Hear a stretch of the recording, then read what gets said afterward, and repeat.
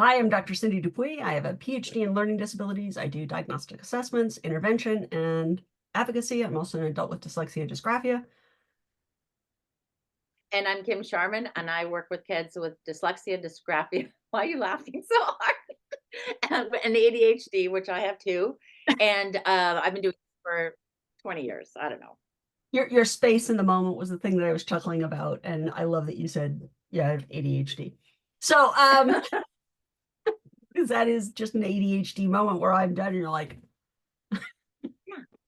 Well, um, so hopefully our humor is appreciated by people and they don't mind when we're a little off track. Okay, so we are doing what today? we are going to look at a young woman who is very bright, but has very low scores in some areas that Okay. need to be addressed. So let's do level set for everybody. So this is a student that I recently evaluated. I have gone in and I have ham-fistedly changed numbers, meaning the sum of the scores are not going to be right. So some scores I put up a couple of points, some I went down a couple of points, some I didn't change at all. So do not, if you're a school psychologist or a clinical psychologist, do not look at this and say your numbers are wrong. We know they're wrong. Okay, so we've just thrown in numbers to kind of keep the patterns the same so that we can look at the profile and understand what's happening with this particular student and how we got to where we are. So backstory. I evaluated this student just doing an IQ test when she was 6, and I had suspicion that there might be some dyslexia there. And her parents put her in a private school in a Montessori, and she got tons of support in that environment and has done quite well. And then in 6th grade, she kind of began to get more friction and more problems. And then I have worked with her one-on-one over the years, sporadically. And I was doing a reading activity with her, and I decided it's like, you got to come back in, I got to do my thing. And so what we want to do is kind of walk people through the numbers and what the numbers kind of mean and what patterns I see out of this. So we did have a parent come back and say, can you do more on dyslexia? We actually have a video on understanding dyslexia. It's got PowerPoint slides to it. But this one, we're just going to look at some numbers and kind of walk through them and what I see and how this kid managed to slip through the cracks the way that she did. Okay. And Kim provided us the brilliant name. You don't remember the brilliant name you gave me? Susie Joe? Yes. So this is Susie Joe. Okay. So Susie Joe is 12 years old, rising 7th grader, meaning I tested her between the end of her 6th grade year and the beginning of her 7th grade year. Okay. And very bright young lady. Again, do not do the math on these numbers because they're tweaked. I did not go back and recalculate things. I did not average scores and all of that. So don't look at that. We're looking at overall pattern of things. And I'm only going to say that like 12 times during this in case somebody just pops in randomly. So Kim, when you look at this and you look at the WISC, what jumps out at you? Wow, great full scale IQ, great. So many high scores, and you start to see problems with digit span and coding. Now, Uh, we're going to point out that the full scale IQ is a 121 and the general ability is a 127. And statistically, there's a gap between full scale IQ and general ability index. So the general ability index is believed to be a more accurate estimate of her true ability. Okay.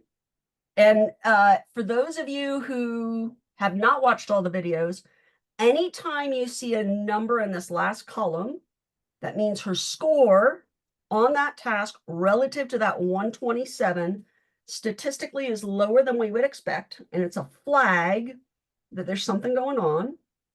The bigger the number, the bigger the gap. So the lowest we go is 1.35 standard deviations. They're technically regress standard deviations, and the highest we go is 2.3.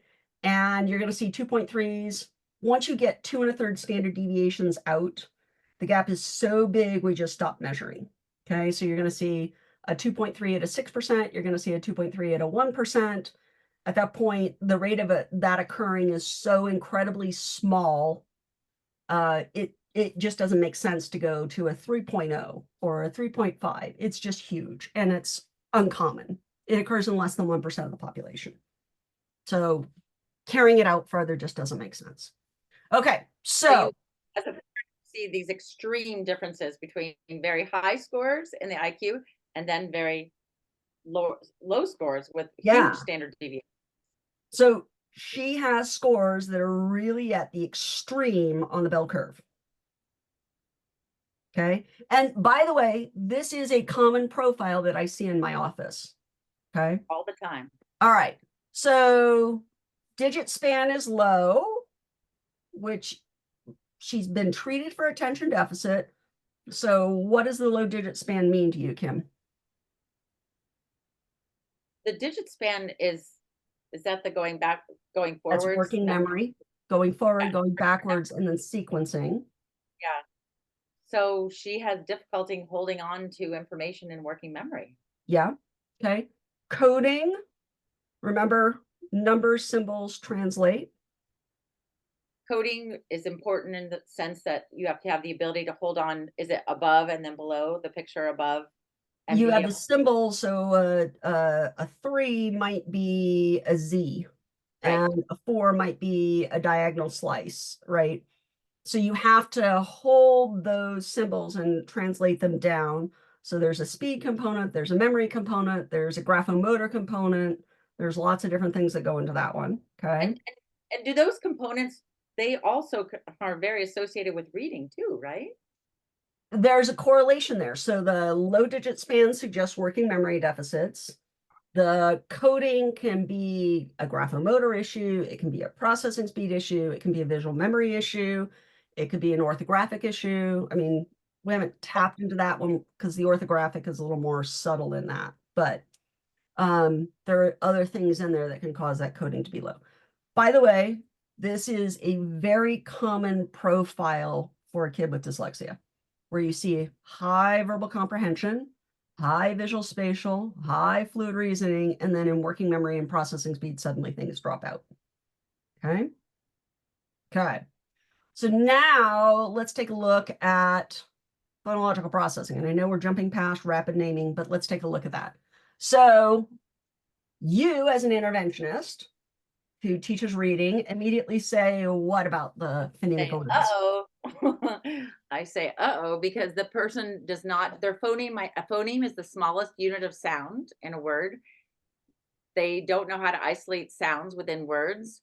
They don't know how to blend words together. So how are they supposed to decode a complex multi-syllable word? The elision, I always get confused on, but that's the ability to repeat. The elision is delete a phoneme and create a new word. Okay.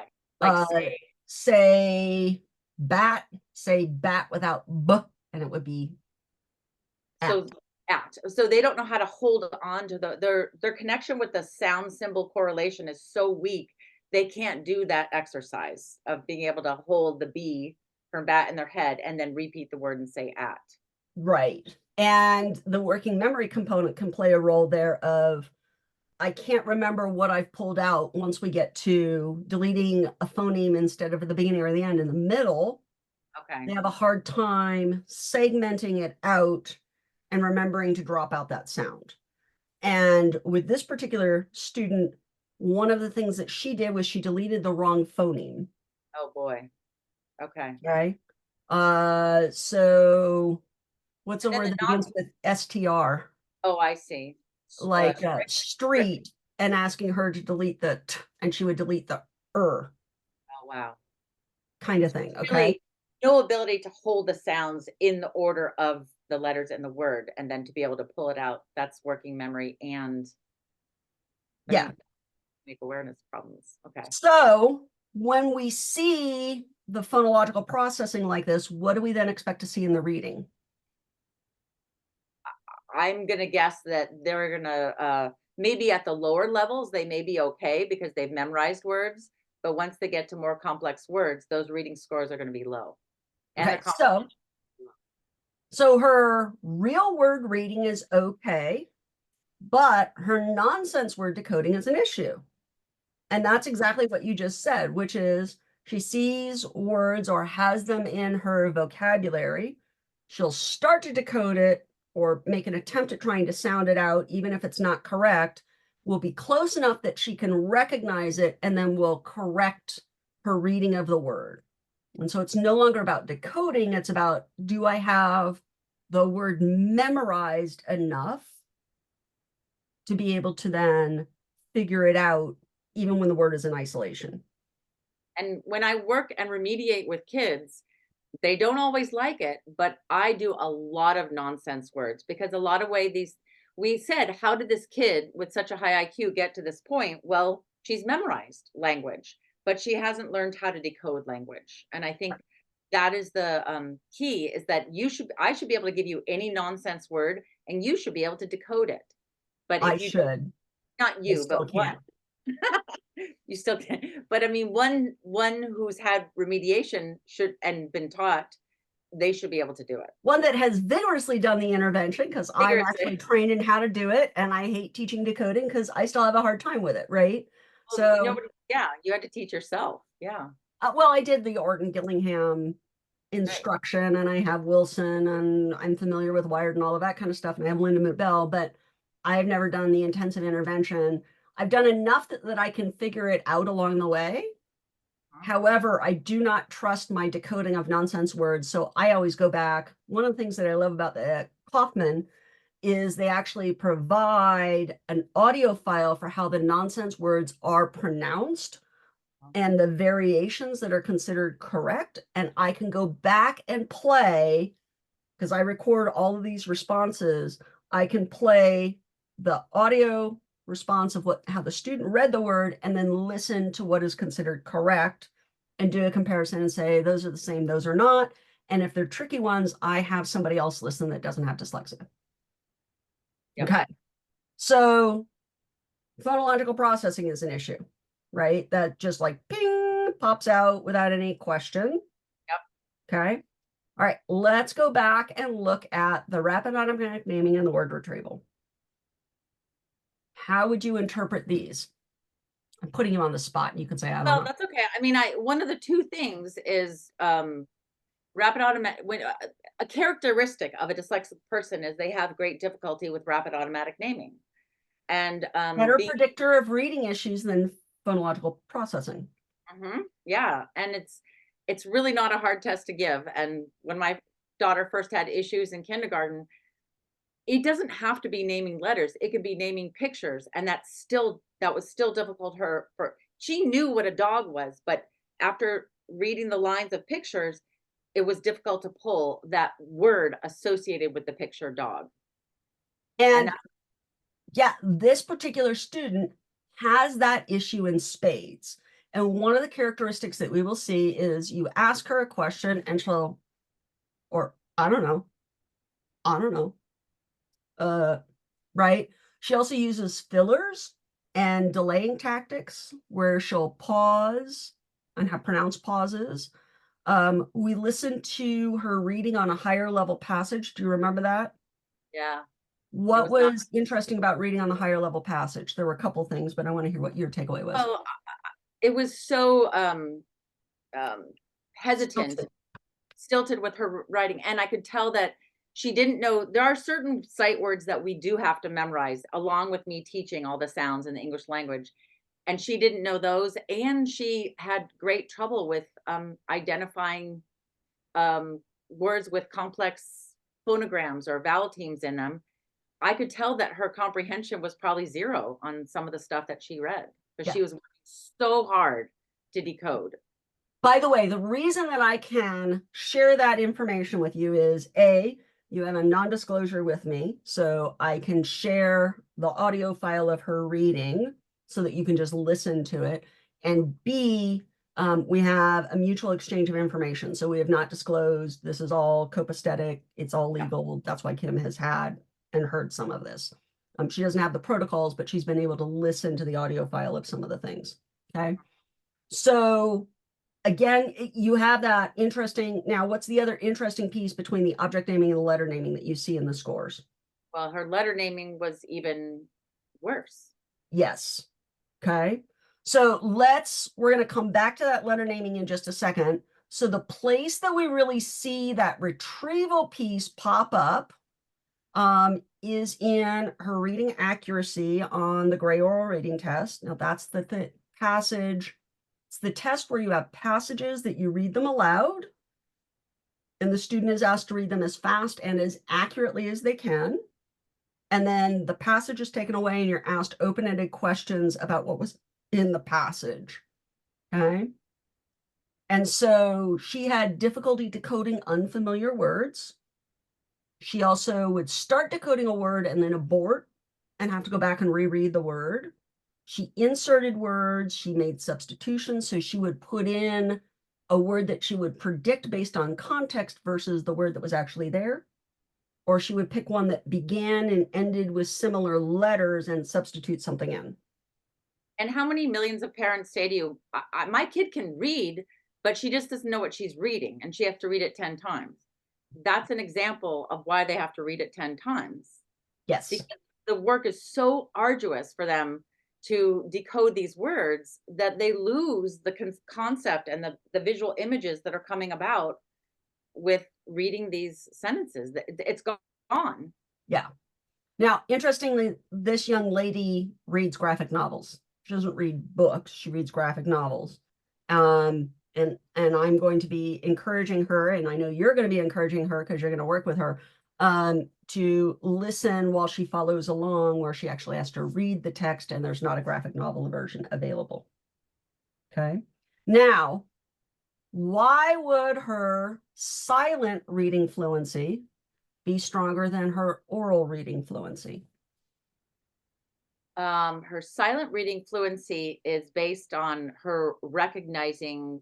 She doesn't have to say anything out loud, so there's no effort there.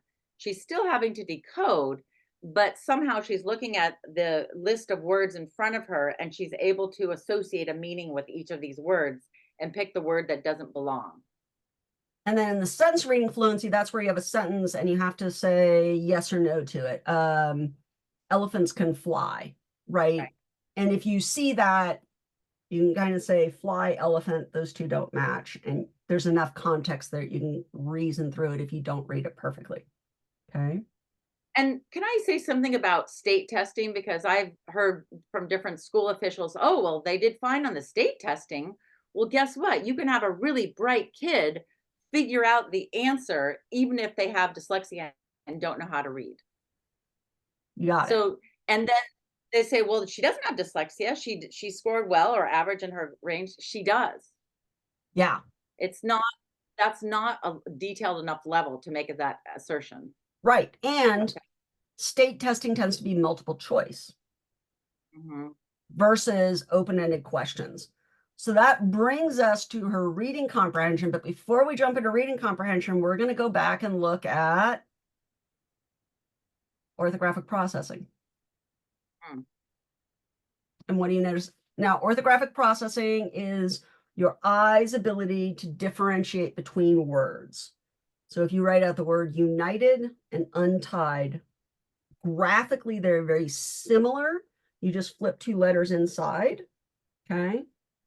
When you see low scores like this, what does that tell you, or what do you anticipate when you actually see the student and watch them read?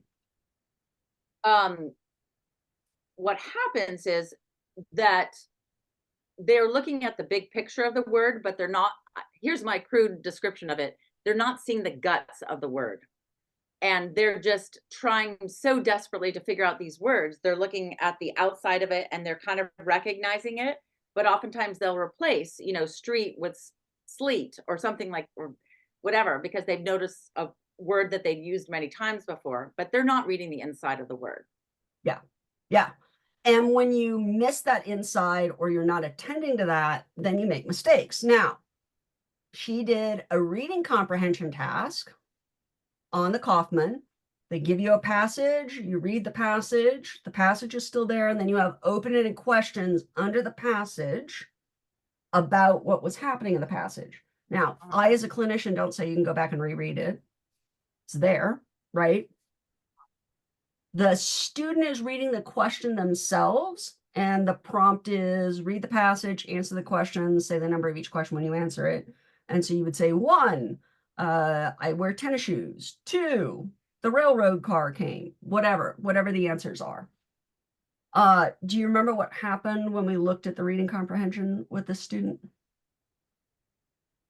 It wasn't, well, it was better on the easier level reading, and it got very poor with the higher level reading, right? Do you remember why we had to go back so far? In regards back so far to a lower level of reading? Yes. Oh, because there was too many errors. Right. So when she went to go read the questions, Yes. she did not read the questions correctly. So, for example, if the word was when, she would read where. Right. And so she would answer a different question, which meant we had to go back twice and then go forward to reach ceiling, where you have to have a certain number of errors in a block. And she ceilinged much earlier than we would expect, especially Someone with that. given that really high verbal comprehension score. And if you're going to ask as a parent, can you fix this? You know, Well, it's it's always going not to be, broken, so there is no fix. no, But no, sorry, but can you, well, everybody says that word, but can you help to remediate this situation? And you say yes, because you train it's always going to be a struggle sometimes, but you train the eye to see details. And it's something it's not a lost cause. You can teach someone to attend to the inside of a word. and so we've mentioned this in other videos as well. When we take adults and we put them in machines that looks at where the brain lights up when they read, and they're a poor reader and their brain lights up in a certain area, then we do 6 to 8 weeks of intervention. We put them back in a different area, the brain lights up. Okay. So we can retrain. Neuroplasticity says we can rewire the brain, and we see it all over the place. Yeah. And so we can rewire her brain so that she can become a more proficient, And accurate reader. She may never be a fast reader because of that retrieval speed, but we can improve her accuracy, which will then improve her comprehension, which will then improve kind of her global academic experience. Yeah. It So won't don't, be as hard. and this is like proven science. There's colleges, research universities all over the country that have the MRI scans to prove it. Well, there's scientific research, Shelley Shaywitz, there's other people out there that have done really good concrete studies that show this kind of information. Before and after. Yeah. So one other thing that I want to take a look at is the self-metalinguistics. Okay. Metalinguistics is thinking about language and how you understand language and how you communicate. Okay. The interesting thing about this particular test is there's a time limit on how long you have to respond to a prompt. Okay. So once you've read the prompt, you start timing, and if they exceed the time limit, you don't get credit on the item, even if your answer is correct. So you read the prompt to them and they respond. And they respond orally. And there's often visual or text support. So there's, for example, in the conversational skills, there's a picture and then words at the top, and you read the words to them, and you can reread the words to them as many times as you need to. Or they ask for, or if they want the prompt read again, they can hear it again. But often the prompts are in text and you've read it to them and they have to answer. So what do you think happened? So on the making inferences, you give them a situation. Sally was carrying her lunch tray. All of a sudden we heard a crash and several people started to laugh. What happened? Did you say that to her, or did she have to read it? That's an Or example. You would say it, so it would be presented verbally, and I would read the prompt, and then you're supposed to infer that she dropped her tray. so is this impacted by working memory or being able to hold on to the information that you just gave her? Is that why is that? Not so much. The problem for her was formulating her responses. Oh, Like it so it's took her a expressive language. while to formulate what she was going to say, and then making inferences as you get into more complex items is a reading comprehension task, essentially, meaning you've learned to pick up on context clues to make connections and assumptions, and she hasn't done enough high level reading. So as you move to the more complex items, she missed a couple. So But the like bigger issue was the formulation of my answer. so she was trying to listen to what you were saying. I mean, like you would say, "Oh, how does this affect dyslexia?" Well, because she hasn't done a lot of inferential reading and analytical reading, it also affects her ability to hear the information, process it, and spit it out. So even that is impactful. Yeah. She also has attention deficit, which has been treated, and she was on stimulant medication throughout this assessment, which made a huge difference. And I have other data that shows what a huge difference it made. On the conversational skills, I give you a picture, a couple of words, and you have to say what somebody in the picture would have said. Again, a formulation issue of how am I going to include all of those in a sentence in a way that's meaningful. Okay. And This is so this is language-based skills that are all impacted by the fact that she has not been reading. She has difficulty reading, so she hasn't absorbed well, some. you remember when I said you ask her a question, she does this? Like her ability to kind of hook it all together and make an explanation of what's going on without reformulating can be an issue. Um, with the multiple meanings, I read a sentence like, uh, oh, I'm trying to think of one that's a multiple meaning that's not an item on a test. Um, I'll give you, I ran the program. Is that what you mean? Like a word that has multiple meanings, yeah, or but in that sentence, ran the program, the ran means one thing, right? But there right? are other, like there's multiple meanings for glasses. Oh, Um, I cleaned the glasses, mhm. Oh, I see. meaning I cleaned the glasses that I wear on my face, or I cleaned the drinking glasses, right? Mhm. So on that one, she couldn't always come up with the second meaning. Hmm. Another characteristic of an individual with dyslexia, like you hold on to the one meaning that you have, and then when you go to read, it like stops you when it doesn't make sense. This is the flexibility of language that is Yeah, so difficult. yeah. And then the figurative language is in part attending to idiomatic language, like step on it. That doesn't mean that you are actually stepping on something, it means go fast, right? This is like And when yeah, idioms, like yeah. And not again, so some of this is response speed, some of this is formulating a response, some of it is understanding the language, some of it is being able to flexibly provide alternatives in mhm, a timely manner that she absolutely struggled with. mm, And so it paints a really interesting and complex picture. Now, and you look at that and you compare it to, again, that ability to explain the relationship between words and the ability to define words. She's got a rich vocabulary. wow. She's got advanced reasoning skills, but you tweak language in a certain way and suddenly you have these holes. Now, Mm. I know that there are going to be some speech language pathologists out there that are going to say her scores are all within the average range, and I get that.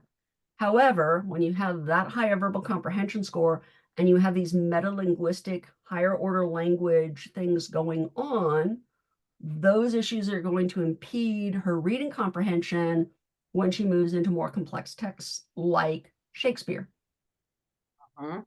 or being able to read and analyze um, other material and pull things across multiple texts. So, for example, writing a research paper where you've got conflicting opinions on something, and you've got multiple opinions on spinner dolphins. I read this article, I read this article, I read this article. They differ this way, but they're similar in this way. How do I explain that?